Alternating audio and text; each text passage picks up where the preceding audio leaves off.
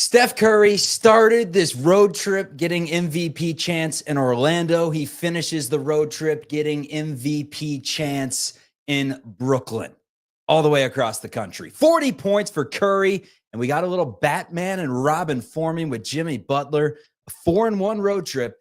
Matt Kolsky here to break it down on today's Locked On Dubs. Who cares now? Because I'm here, and I would like to think that I am wanted here. Most importantly, he a dog. You got 4 championships. You are Locked On Warriors. I know Jimmy drinks great wine. Your daily Golden State Warriors podcast. Part of the Locked On Podcast Network. Speculation is just what it is, though. Your team every day. What's the good word, everyone? We know what the good word is. It's a win by the Golden State Warriors, a big win on the road, 121-119. It's a big win because of the way they got it done, down 25-5 early, down 20, like that. And the Warriors come all the way back and win the game on the road, a 4-1 road trip. Let's break it down. This is Locked On Warriors. It's part of the Locked On Podcast Network, your team every day. Today's episode is brought to you by our friends over at FanDuel. Right now, new FanDuel customers can get $150 in bonus bets. That is if your first $5 bet wins. We also have a newsletter. It can be sent to you at LockedOnDaily.com. It is free. My name, Charlie Walter, formerly at 95.7 The Game in the Bay Area.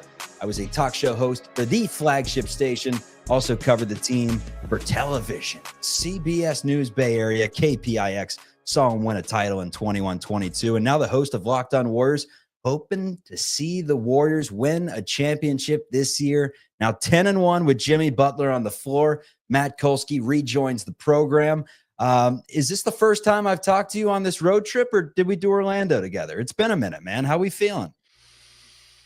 Good question. I don't remember things, so I can't tell you the last time we spoke, but it's good to be back, and it's good to be back for a win. You would remember Steph Curry's 56-point performance if you would have talked about that afterwards. So, well, I remember it, but to be frank, like as great as that was, we've talked about a lot. We've spent a lot of post games going hot diggity dog. That Steph Curry guy is good. No doubt about it. That's a big topic on today's show. We also have, as you can see on the rundown, that is not correct. Give me about 4 seconds, and we will rectify that error. And they all apply, though. They did all apply. But we break it down with 40 for Steph Curry, a little Batman and Robin with Jimmy Butler and Steph Curry, and a statement road trip because of the way that the Warriors won some of these games. You start with Orlando, a team that you're better than. You just beat weeks ago, and they go into Orlando. They get 56 from Curry. The Magic played great. The Warriors didn't play great, and you're able to get that win. Then the game against the Knicks, you're lifeless in the first half in terms of shooting. You wake up second half, and it's Curry and Spike Lee's face knocking down threes. And then today in Brooklyn, this was an interesting game to say the least. And it ended with MVP chance for Steph Curry in Brooklyn. But can I give you the game in 90 seconds, Kolsky? Let me start with this. When the game was 25-5 minutes in, what do you think Vegas on FanDuel had the live spread as in this game? 25-5, few minutes in. It should have been 22.5, but I don't know. I don't know. It probably wasn't. The line was Warriors minus 1.5. I went there looking for some value on the live play, and it said there was no value. The Warriors are going to win this game down by 20, and I'm thinking, what the hell? The first 2 minutes were hell. Podziemski left with a back injury a minute in, did not return to the game. You got missed layups and wide open threes to start. I mean, wide open threes. You're hitting nothing. Draymond's turning it over. He's missing close to the basket. 2 turnovers. It's 5-0. Steve Kerr needs a timeout. And it wasn't just the first 2 minutes from hell. It was the first quarter from hell. Steve Kerr gets a technical, down 22-5 at one point. The Nets had wide open three-point shooters everywhere. The defense was an abomination. Heads were not in it, no doubt about it. But again, go on FanDuel, check the line. It's Warriors minus 1.5. What does Vegas know? They know everything. Time travelers, and they were right. Quinton Post kind of got the rally started. He was a bucket, knocked down some threes. Jimmy Butler had a three-pointer to take over the lead in the game, and from there it was kind of back and forth, and a Warriors 12-1 stretch with Steph Curry back in the game late in the fourth quarter. It was able to defeat the Brooklyn Nets despite a night-night that was almost premature from Steph Curry because it got a little interesting down the stretch. But let's talk about this thing, man, because with a snap of the fingers, the Warriors can change it. The intensity turned up. You really saw Butler, who had a steal on the first possession of the game, and you figured he was locked in with the way he was playing. But the Warriors, everything Steve Kerr started putting out there in the second half seemed to really click. Even had a big lineup out there where Guy Santos and Moses Moody were your smallest guys on the floor, and Jimmy Butler and Draymond Green were de facto point guards. But that's kind of the game in a nutshell. I want to ask you this question, Kolsky. Warriors win. They're 4-1 on the road trip. After a performance like this, where it's the Jekyll and it's the Hyde, we've talked about it. Are you encouraged or discouraged? I think I'm just encouraged. I'm right in the middle. You know, this is okay. Because I'll tell you what, this is frustrating in many ways. Like there's no way you should be down 25-5 to this team. And I mean, you mentioned a couple of the reasons that are totally within their control. Bad turnovers and bad defense. Yep. Yeah. And I think you can look at the Philly game and this game and say they came out flat in two situations where, you know, on paper, they ought to kick some butt. So I think on one hand, that's understandable.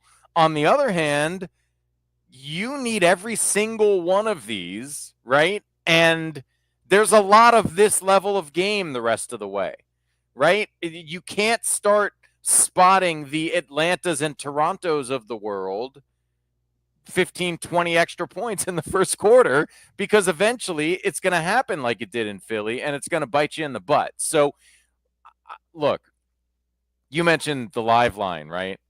I would have bet a live line of -9.5 because you texted me woof when they went down 25-5, and I texted back they're winning this game. Like the Nets blew their stuff too early, and way too early. But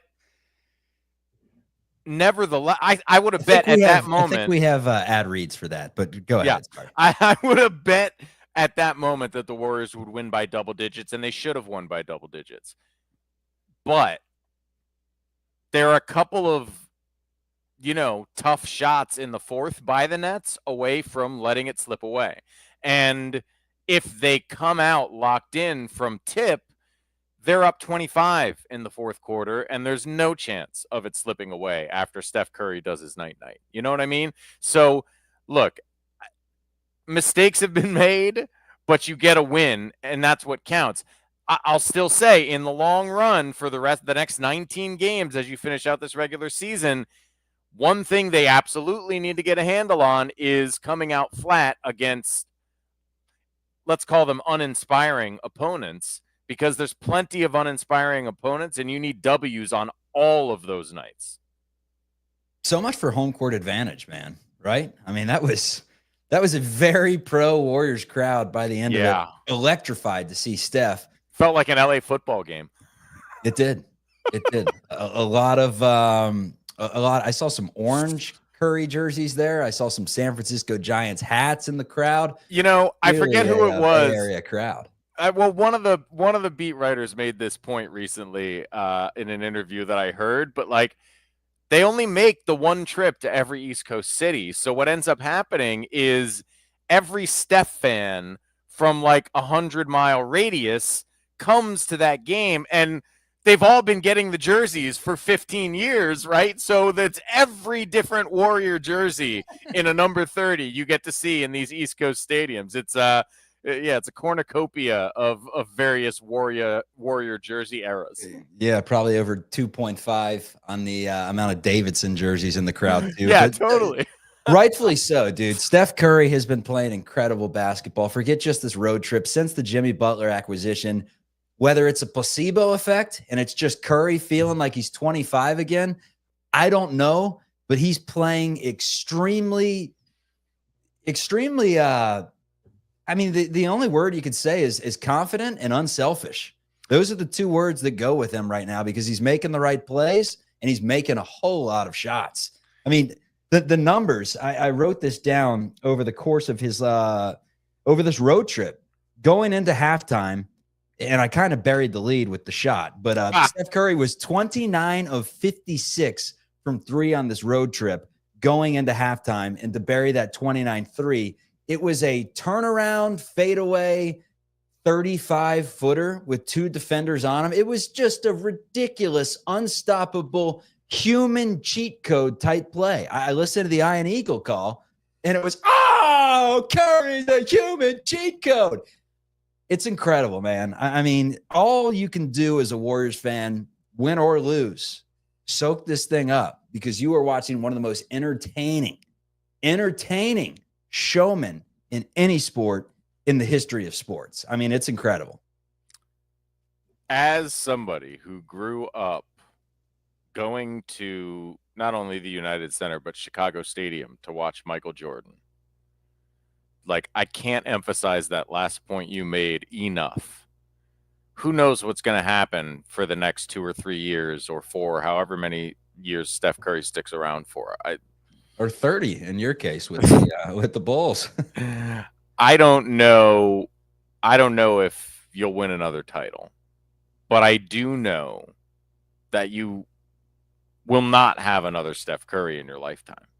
So soak it up, man. And, you know, there's nights like Orlando the other night, but even just he hits shots like that ridiculous turnaround to end the half on a regular basis, even on nights when he's not having a great night. So just, like, make sure you're, you know, subscribed to the Warriors on your DVR and just don't miss it, man.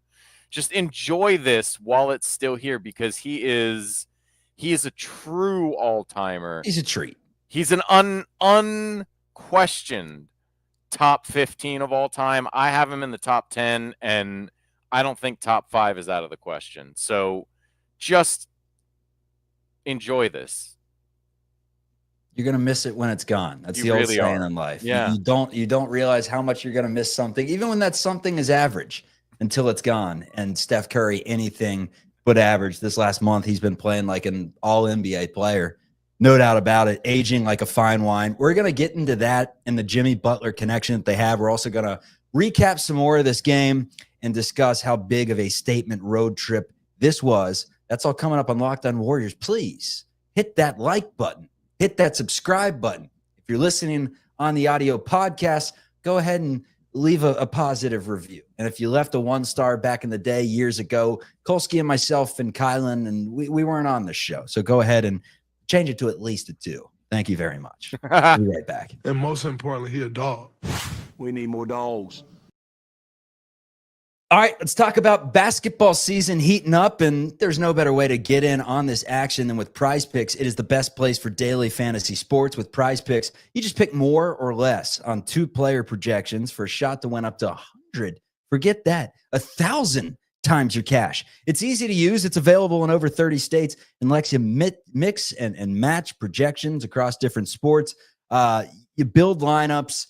Pick a player like Luka to have over 30, Steph to have over 32, whatever it may be. It's quick and easy. You can set your lineup in less than 60 seconds. The more players you get, obviously, the more money you're going to get. And your money hits your account in as little as 15 minutes, no waiting around. Taco Tuesday deals every Tuesday, Prizepicks.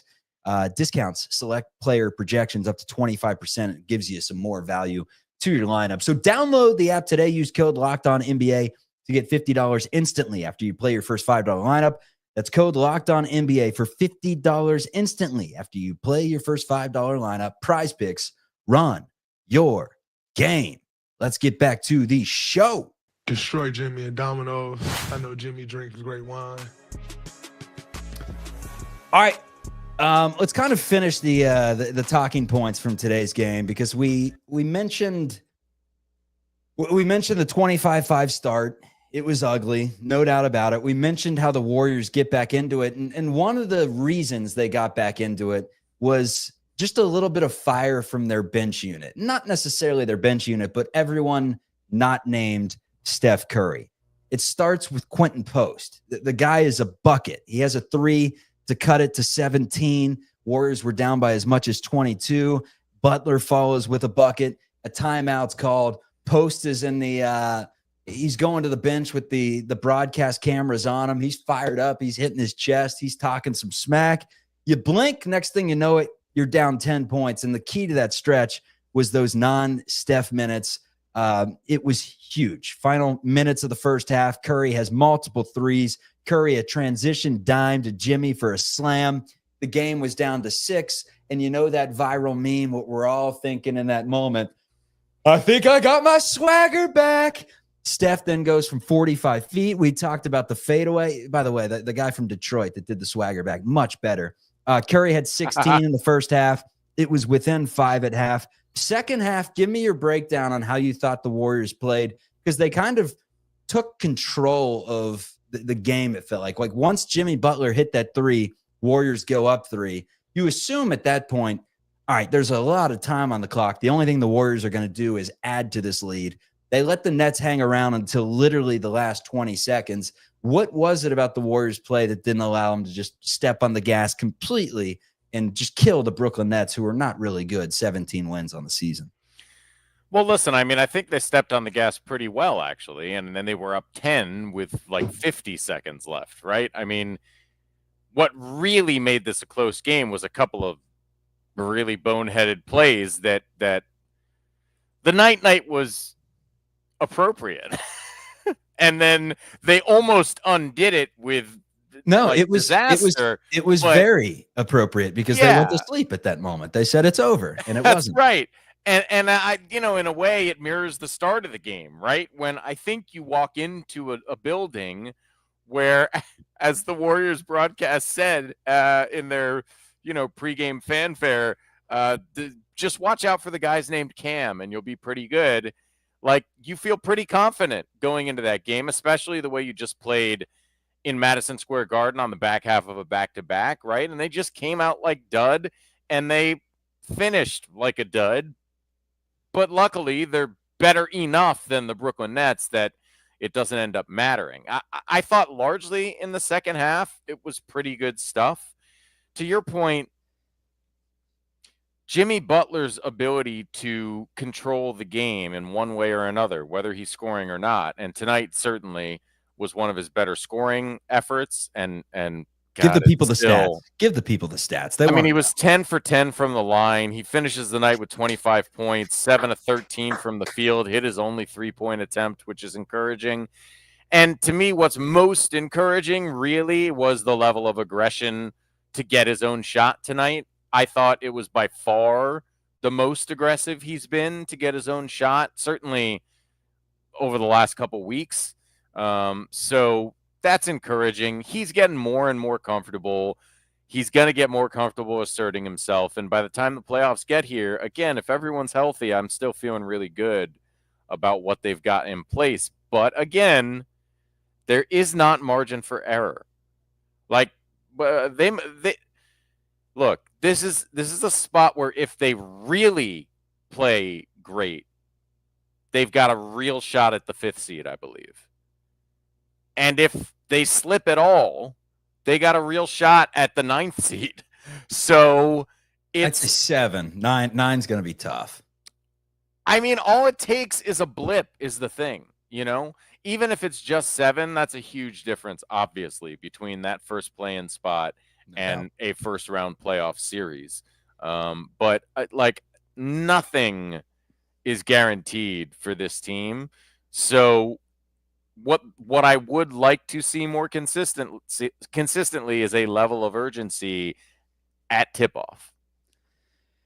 The collective belief is, I think, as high as we've seen it since the very beginning of the season. Now, Pajimski only played a minute today. He's been really good. We'll have to see what's going on with his back. You hate to hear back on a non-contact injury doesn't return, but we'll wait until any specific news is out on that before we go any further.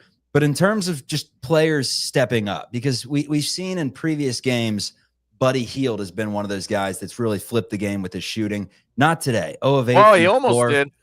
Almost did. 0 of 8 from the floor, 0 of 5 from deep, however. But it's guys like Gary Payton, who goes 7 of 12, has 16 in the game. Quinton Post, who knocks down some threes, who was banging around the paint, had 7 rebounds, 10 points. Santos gave you really good minutes for 6. Looney did what Looney does. Moody gave you some pretty good minutes. And all of a sudden, it's like collectively, you can have an off night from Buddy Hield and still win the basketball game. Whereas, at one point, he was kind of the secret sauce. You needed Buddy. Now it's just, and you didn't have Pajemski either. Now it's just, you need some of these guys to step up because you have a Batman and you have a Robin, which is something that the Warriors were looking for, and now they've found it. Jimmy Butler, the scoring has been feast or famine a little bit. He's giving you 25. He's giving you 6 some games. But, man, he changes the game whether he's scoring or not. When he gives you 25, 6, 3 steals, protects the basketball, only turn it over once, 6 assists. That's such an underrated part of his game, the willing passing.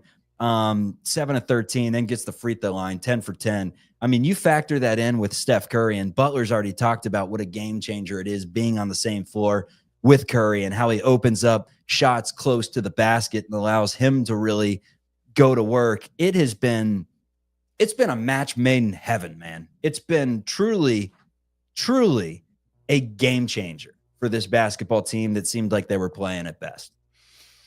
Yeah, I almost want to say it's more than Batman and Robin. It's like Superman and Batman, just because Jimmy Butler is really a very Batman character. Robin's kind of he's a circus guy. Like, come on now. Well, but also like really, Butler is a Batman type of superhero. He's not like Steph Curry is a superhero because he does things that are impossible, right? He blows your mind with what he is capable of, things no human could do.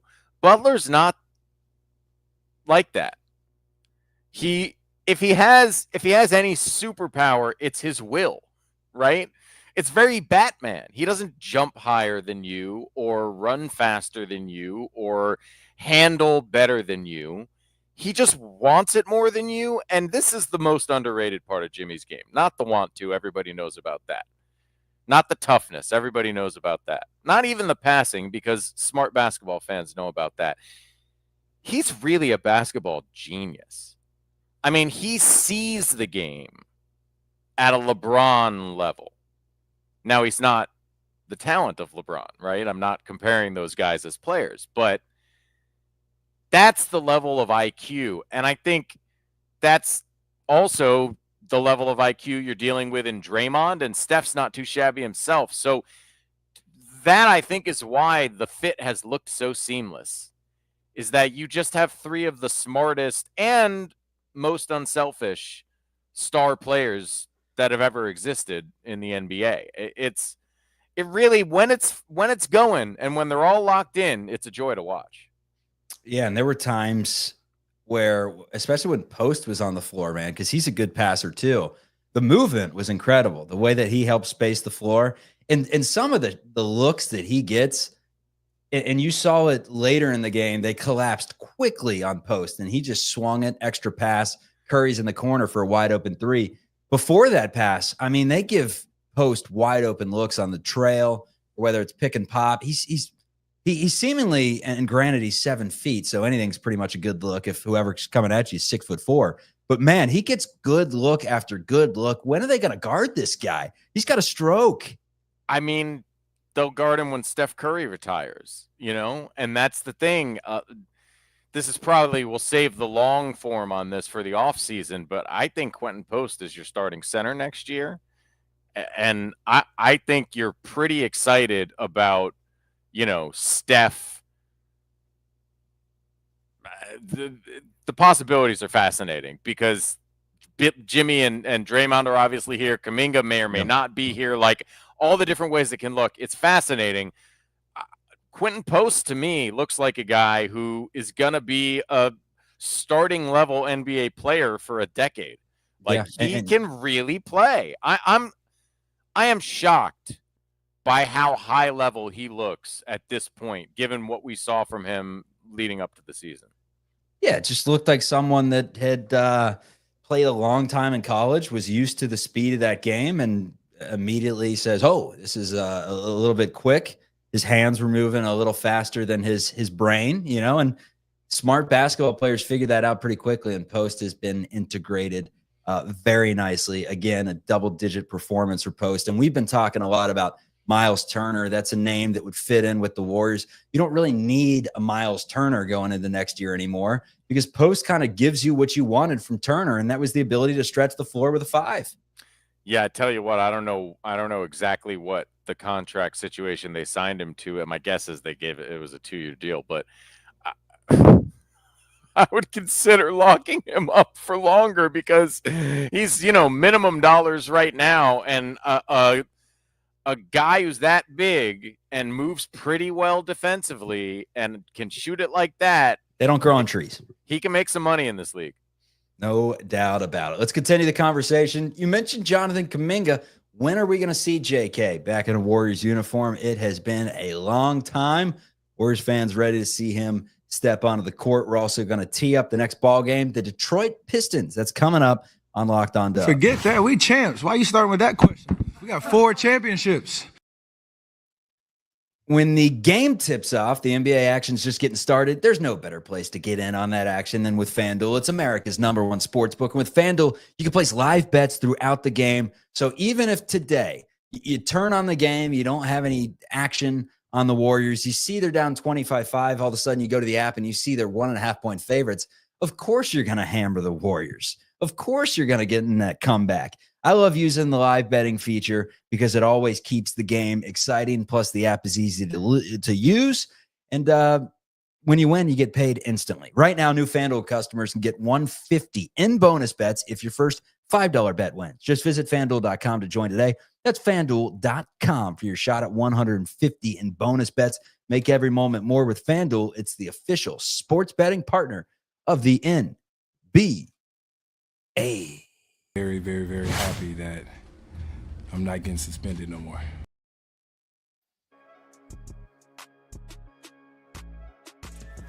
All right, coming up next for the Golden State Warriors is the Detroit Pistons. That is a trip back home, man.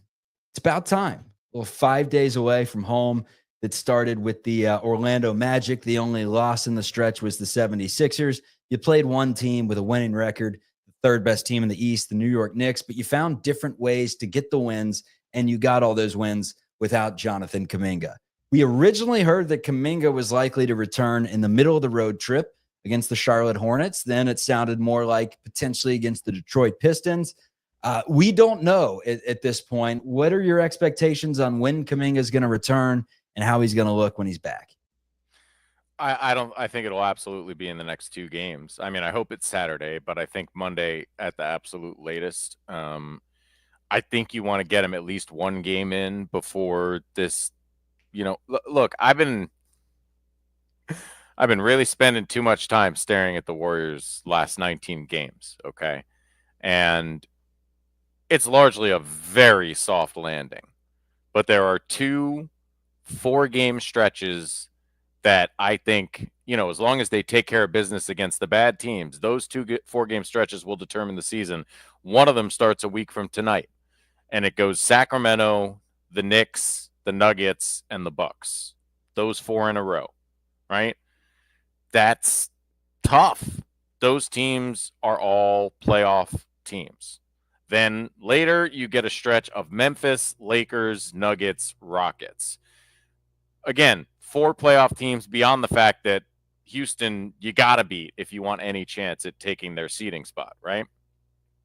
Other than that, I mean, yeah, the Clippers are the last game of the season. Hopefully by then you'll be clear of them because they still don't seem to be able to put it together on a regular basis. I think you need Kaminga to fit in and help to be a serious postseason team.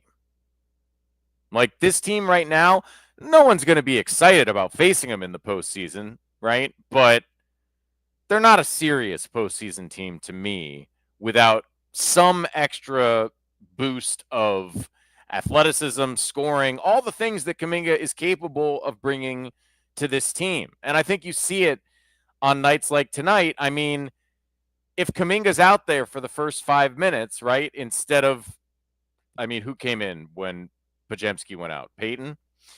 Instead of GP2 in a mask, like maybe there's a couple dunks that get the team going. You know what I'm saying? Like he's the sort of player that can change a lot of things when he's fitting in and playing well. And I really think there's a good possibility of that happening. So I don't think they are afraid of bringing Kaminga back. I think he had a legitimately really bad ankle sprain, and when you're looking at the Nets to close out the road trip, you feel like you can give him an extra few days of rest. You're going to do that. But, Detroit's pretty tough, and they're young and athletic, and I'd like to see him on Saturday. I'm going to give you the opportunity to respond to a take or just a headline from one of your old co-hosts on 95.7, Damon Bruce. I have not watched the video, so I'll give him a click and a like, though. But it says, Kaminga's return, in all caps, might not help the Warriors. What's your response to, just a notion out there that by bringing back someone with that ability to put the ball in the bucket and just size and a depth piece at the very least might not help the Warriors? Certainly, that's a fact. It might not, but I would say two things. Number one, if it doesn't, again, you're not a serious playoff team. If it doesn't help to bring back Jonathan Kaminga, you're not going anywhere. And secondly, I would say this. If you're not better when you bring back Jonathan Kaminga, it's somebody's fault. Like something is going wrong. I mean, the two most obvious candidates being Jonathan Kaminga and Steve Kerr, right? If Jonathan Kaminga can't help this team, either he's not doing his job right or he's not being deployed properly, because there's no question that a team led by three guys over 35 could use a Jonathan Kaminga on the floor. Like, full stop. That they could use a guy like him. So if bringing him back doesn't help, there's a significant problem, and not only for the rest of this season, but affecting them moving forward. Last question I have for you is that big lineup. It was Quinton Post at the 5. It was Draymond at the 4. It was Jimmy Butler at whatever position he was playing out there. It was Guy Santos at whatever position he was playing out there, and Moses Moody at whatever position he was playing out there. There are a lot of Warriors fans for a long time that have said, stop with the hobbit ball. Stop with the short guys. That was an experiment. What'd you think of it? I think it's great, and Jimmy Butler allows you to do it. Right away, first possession, Butler commands it down low, gets the lob and one, takes the foul, and you're just like, oh, they're just going to go over the top. They're big. Butler allows you to do stuff like that. But the thing is, like, all those Warriors fans complaining about it are missing the game, because the reason you've had so much success with small lineups is because that's Steph Curry's best place to live, right? And it's going to continue to be his best place to live. And in the crunch time moments, it's going to be Draymond at center almost every time.